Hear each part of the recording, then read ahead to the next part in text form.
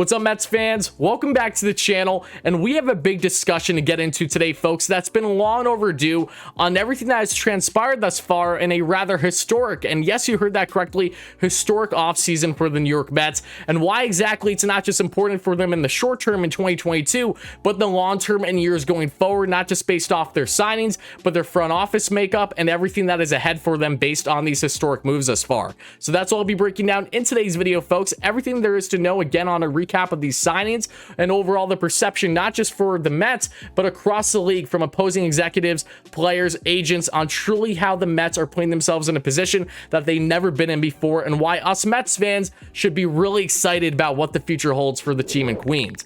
But again, folks, if you find yourself enjoying this kind of Mets content and you want to see more great Mets content like this, make sure to smash that like and subscribe button, sharing this video with your friends, on the notification bell, all those great things. Thank you all so much for the continued support, folks. Now let's jump right into today's video. All right, folks, as we all know, the Mets have had a truly historic offseason thus far with big name signings. And yes, it is highlighted by Mad Max Scherzer. I still can't believe that happened, right? On a 3-year, $130 million deal with also a player option after his second year. But odds are he's not going to back out of that, being the highest paid player per year in all of MLB's history now in the short-term deal, blowing through the contract of guys like Garrett Cole, Trevor Bauer in recent years, right? But then you have Starling Marte, a huge get for the Mets as well for their outfield on a 4-year, $78 million deal. Then you also have a fellow outfielder that played with Starling Marte down the stretch in 2021 with the Oakland Athletics, that being Mark Canha. Canha on a 2-year, $26.5 million deal with a 3rd-year club option. And that 3rd-year club option also goes with the infielder Eduardo Escobar on a huge bargain of a contract at 2 years and $20 million. The Mets have spent over $250 million in contracts just this offseason, and they aren't even done yet, folks. There's a reason why they lead the league in payroll. Thank you, Uncle Stevie Cohen. And yes, we know that just because you pay a lot doesn't mean that's going to automatically match to success, but this is a great path the Mets are going on and truly trying to build a winner now, while also viewing the future as an importance as well. But getting into Max Scherzer, again, we've always thought about Mad Max, Jacob deGrom, the 2 best pitchers in baseball for right around a decade now. Now they're in the same rotation, the biggest 1-2 punch there is in baseball. My goodness gracious, this is going to be something for the 37-year-old Mad Max, who's a phenom, who's a multi-Cy Young Award winner, 3-time, seems like a finalist every year, including 2021, and even found himself with a career best ERA in 2021. His age 37 season, just remarkable. And then Starling Marte, who's an absolute stud, not just with the bat, and also gain on base constantly, because he's always getting those hits, whether it's singles, doubles, extra base hits machine is what he is, but he's also speed demon on the bags with right around a career high 47 stolen bags already in his early 30s. That's amazing spleen time with 2 teams, just like Scherzer in 2021. So much pop in his bat, and also a phenomenal outfielder who's going to get the job done just fine, and gives the Mets flexibility now to have Marte potentially at center, maybe you shift Nimmo to left, however you want to go about things. He is a massive get for them in a win now stage. Then also Mark Canha. A lot of people are sleeping on Mark Canha, thinking, oh, wasn't a great pickup because he has a low average. No, Mark Canha is just an older version of Brandon Nimmo, and I cannot stress that enough. This guy's an on-base phenom. He can play anywhere in the outfield for you. Again, over 600 at-bats in 2021. He's going to have a huge impact in the short term for the Mets. Can even play at first base if you need him to, so he's beyond versatile, is willing to play anywhere, and he's going to help be a place setter for the Mets, along with the Martes and Nimmos of the world, to get those runs scored. And then you also have Eduardo Escobar, the big bat, the guy that's going to help this infield plenty with getting more pop, especially after losing Javi Baez. You get a guy like Escobar that if he played in Citi Field all of 2021, he would have had just shy of 40 home runs. This guy is huge pop. He's going to help the Mets a lot. Low on base, but someone that's going to be versatile as a second baseman and or third baseman, however the Mets want to utilize him as an everyday player, is going to really help the slugging out for this club that desperately need it heading into 2022 and beyond. But now that we have all these signings, and they're amazing in their own right, and that's why they're so groundbreaking for the Mets' future going ahead, at least in 2022, but we have to look at the Billy Eppler effect here, and why that is so important for a guy that in his first full tenure as a GM with the LA Angels did not do a good job for the most part. And a lot of people were worrisome about Eppler, who wasn't even a GM this past season, to come in with the New York Mets. How is he going to do? Where he killed all narratives right away and proved exactly what his worth is, and how if you simply have a competent owner that isn't Artie Moreno with the Angels, one of the worst, if not the worst in baseball, and you have a guy that's hungry like Steve Cohen, that has the biggest payroll, the biggest, deepest pockets, I should say, that he can work with, that's going to lead to success. Eppler has done a phenomenal job, has killed those narratives, has finally put the Mets on a path to success, having a better resume in just a month's time as the New York Mets GM than he did over his 4+ years during his time in LA. So again, ownership, a big difference. Billy Eppler is flourishing, taking full advantage,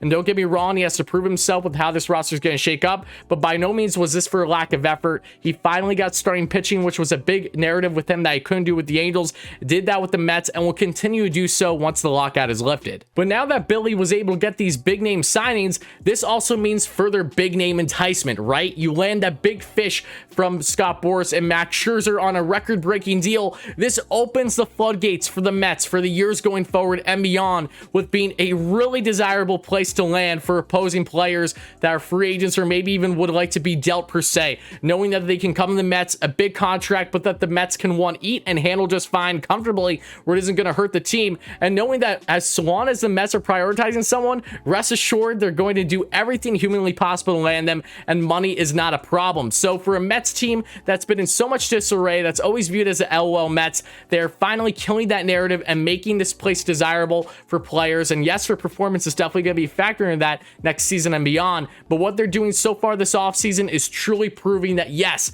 this is a game changer. When you land Scott Boras clients like this, great things are going to happen for the Mets, targeting big names year in and year out. But more than anything, this has proven across the entire MLB, opposing executives and their perceptions, that the Mets are a big dog, the top dog in the market. We're talking about a Mets team that shares the same exact city that the New York Yankees, and look at the polar opposite that we've seen in spending this offseason. Don't get me wrong, the Yankees are always going to spend, but the Mets are in a position right now where they're truly proving their worth with being a top dog in the market. And every single year, every single free agency, every opposing team knows, whether you're the Yankees, the Dodgers, whoever it's going to be, the Mets are just on another level or close to similar levels. They are that good. They have that deep of pockets, and they are willing to do whatever it takes to help this team win, not just now, but in the years going forward. So for a Mets team that was laughed at in years prior, that would not be willing to spend, always looking like the little brother in the Big Apple, that is no more. And trust me, Yankees fans, if you're not understanding this by now, you will soon enough, with the more acquisitions and the more success the Mets are going to have down the road. And probably the most important thing of this all, not just with Billy Eppler, but this entire front office and how it's shaking up, is their viewpoint on player evaluation. How Billy Eppler has come in especially and really changed things up. He has a complete direction on what he wants the Mets to look like in 2022 and beyond, with how they're trying to be a win now roster, but emphasizing certain aspects of players, something that I've never seen any previous GM in recent Mets history discuss, and actually have a full thought process behind, okay, we're going after these players for these specific reasons, and we know that's going to benefit this club immediately. Even if it comes off a little sneaky and people don't understand it, trust me, it's going to benefit this team in the end. So player evaluation, completely different, a complete 180 how it feels,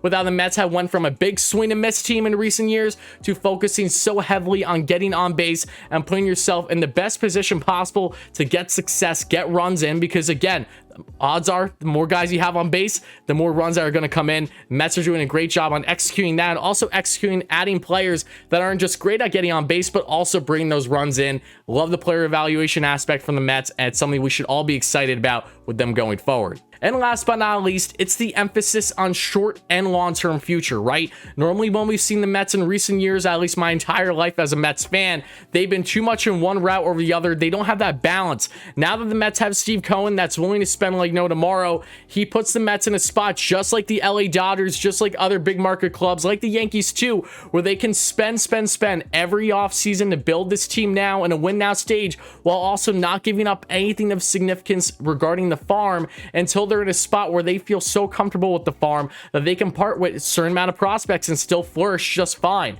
That's how you make big trade deadline acquisitions and all these other things. The Mets aren't in that spot yet, but they're building towards it. So having this outlook on, hey, I can make big name acquisitions without giving up my top prospects, saying that, knowing that you can spend through free agency, that is the best route for the Mets to be going down. And it's awesome to see that they are finally adopting something that's going to give them, again, both short and long-term success. But that'll wrap things up for this video, folks. I hope you guys enjoyed. If you did, please make sure to let me know all your thoughts in the comments below regarding the Mets and their historic offseason, and how excited are you for the future for this Mets team and the potential moves that they have coming up once the lockout is lifted, whenever that's going to be, right? But of course, make sure to let me know, folks. And if you ended up enjoying this kind of Mets content and you want to see more great Mets content like this, plenty more great content coming out, I assure you guys. Make sure to smash that like and subscribe button, sharing this video with your friends, pop the notification bell, all those great things. Thank you all so much again for the continued support, folks. It always means the world to me, and I'll talk to you soon. Let's go Mets, baby.